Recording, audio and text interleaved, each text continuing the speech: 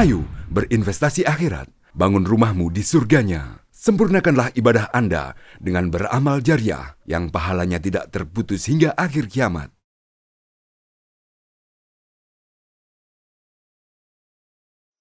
Assalamualaikum warahmatullahi wabarakatuh. Alhamdulillahil qail syahrul Ramadan alladzi unzila fihil Qur'an hudal linnasi wa bayyinatin minal huda wal furqan. Asyhadu an la ilaha illallah wa asyhadu anna Muhammadan abduhu wa rasuluhu wa ba'du.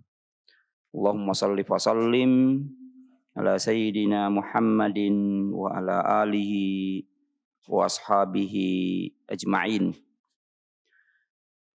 Hadirin jamaah salat subuh yang dirahmati oleh Allah Subhanahu wa taala. Alhamdulillahirabbil alamin, kita bersyukur pada hari ke-11 ini di bulan Ramadan tahun 1445 Hijriah. Kita masih istiqomah menjalankan ajaran Allah Subhanahu wa taala, yaitu salat subuh secara berjamaah. Kepada Rasulullah kita bersalawat, Allahumma salli ala sayyidina Muhammadin wa ala alihi wa ashabihi. Hadirin salat subuh yang dirahmati oleh Allah Subhanahu wa taala. Bulan Ramadan adalah bulan yang luar biasa dalam kehidupan umat manusia, terutama kaum muslimin, di mana bulan ini mendapatkan berbagai macam rahmat, berbagai macam maghfirah yang Allah turunkan kepada manusia. Bulan ini juga dikenal dengan bulan Quran, di mana Al-Quran diturunkan pada bulan Ramadan. Fase turunnya Al-Quran setidaknya ada 3 fase. Yang pertama di Lauh Mahfuz. Al-Quran diturunkan oleh Allah di Lauh Mahfuz. Kemudian setelah itu diturunkan ke Baitul Izzah. Al-Quran diturunkan ke Baitul Izzah. Apa yang dimaksud Baitul Izzah? Ialah langit dunia. Sama'ud dunia, langit yang kita lihat. Itu juga Al-Quran masih dalam jumlah wahidah. Masih diturunkan secara serempak dalam 30 juz itu. Kemudian dari Baitul Izzah, fase yang ketiga, diturunkan Al-Quran kepada Rasulullah SAW hampir 23 tahun secara berangsur-angsur. Jadi 22 tahun, 2 bulan, 22 hari.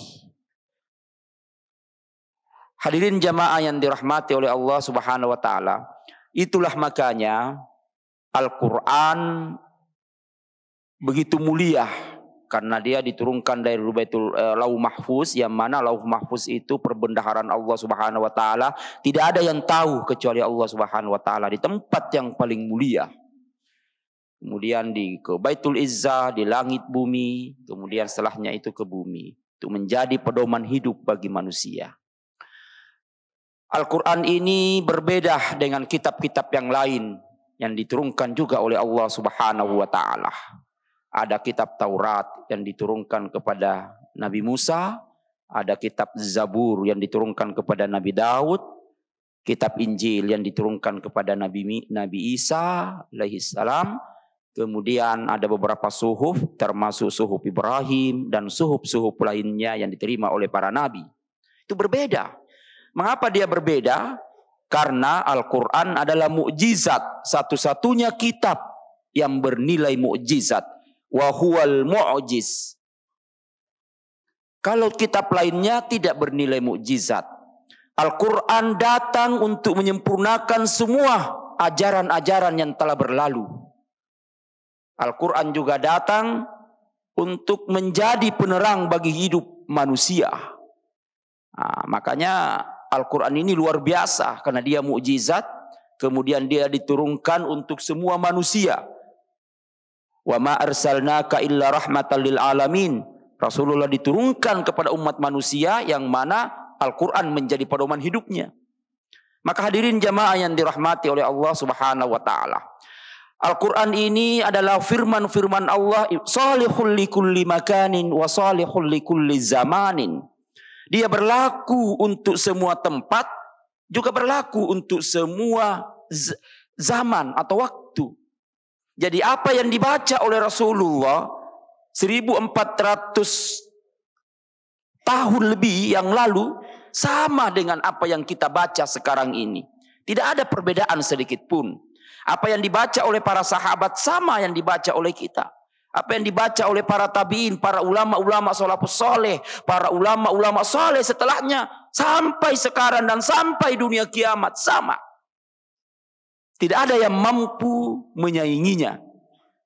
Hadirin jamaah yang dirahmati oleh Allah Subhanahu wa taala. Tidak ada yang mampu merubah. Tidak ada yang mampu mengganti. Karena kenapa? Dia adalah kalamullah, firman-firman Allah Subhanahu wa taala. Hadirin jamaah yang dirahmati oleh Allah. Keistimewaan selanjutnya Al-Qur'anul Karim ialah siapa yang membacanya, dialah termasuk orang yang terbaik. Coba kita bayangkan, siapa yang membaca Al-Quran, maka dialah yang terbaik.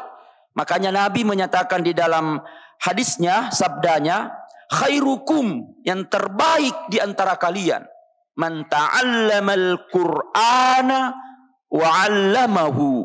Siapa yang belajar Al-Quran dan mengajarkannya kepada orang lain. Maka kita tidak boleh memandang remeh orang-orang yang menghafal Al-Quran, orang-orang yang mengajarkan pengajian Al-Quran dan sebagainya. Karena itulah orang yang terbaik. Dijamin oleh Rasulullah SAW bahwa itulah orang yang terbaik. Bukan orang yang banyak hartanya, bukan orang yang berkuasa dan sebagainya. Tetapi yang terbaik ialah yang banyak-banyak membaca Al-Quran dan mengajarkannya kepada orang lain. Kemudian keistimewaan selanjutnya hadirin jamaah yang berbahagia, di dalam sabda Rasulullah SAW dinyatakan bahwa ikra'ul Qur'ana, bacalah Al-Quran itu, fa innahu ya'ti yaumal qiyamati syafi'an li ashabihi. Sesungguhnya Al-Quran datang pada hari kiamat memberikan syafaat kepada yang membacanya. Coba kita bayangkan hadirin jamaah yang berbahagia. Coba kita bayangkan kita di dunia ini yang amat singkat. Paling umur kita hanya 60, 70 sebagaimana dalam hadis Rasulullah. Kalau ada pun lebih itu adalah bonus. Kita tidak selamanya hidup. Nah kalau kita rajin membaca Al-Quran, rajin membuka lembaran Al-Quran, membaca dengan baik, maka pada hari kiamat Allah memberikan syafaat kepada kita melalui Al-Quran itu. Nah, jadi bisa jadi perbuatan kita banyak keliru, dosa-dosa kita masih banyak di akhirat kelak setelah ditimbang. Tapi datanglah Al-Quran memberikan syafaat kepada kita, mengatakan, ya Allah, saya memberikan syafaatku kepada orang ini karena dia rajin membacaku di dunia. Coba kita bayangkan hadirin jamaah yang berbahagia. Kita akan diberi syafaat bagi orang-orang yang di akhirat kelak akibat kita membaca Al-Quran dengan baik. Paham atau tidak paham hadirin jamaah yang berbahagia, tetap harus kita baca. Makanya di dalam salah satu hadis Rasulullah SAW juga menyatakan bahwa walladzi yaqra'ul Qur'ana, siapa yang membaca Al-Qur'an wa huwa mahirum bihi, dan dia lancar membacanya, ma'as safaratil kiramil bararah, dia dikelilingi para malaikat.